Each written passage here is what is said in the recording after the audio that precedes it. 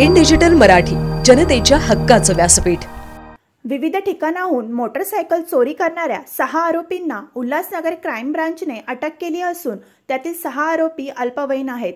मिळालेल्या माहितीनुसार पोलीस शिपाई यांच्या गुप्त बातमीदाराकडून माहिती मिळाली की उल्हासनगरच्या अमरडाय कंपनीजवळ उल्हास नदीकडे 6 जण चोरीची दुचाकी घेऊन फिरत आहेत।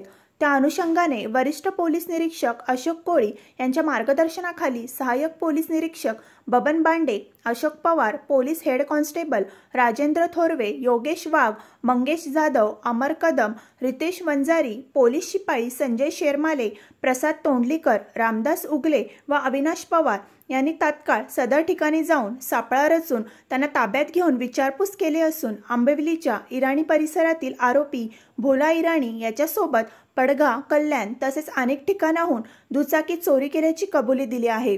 यात 7 आरोपी अटक केले असून यातील 6 आरोपी अल्पवयीन असून त्यांना समजपत्रासह पालकांच्या ताब्यात देण्यात आले।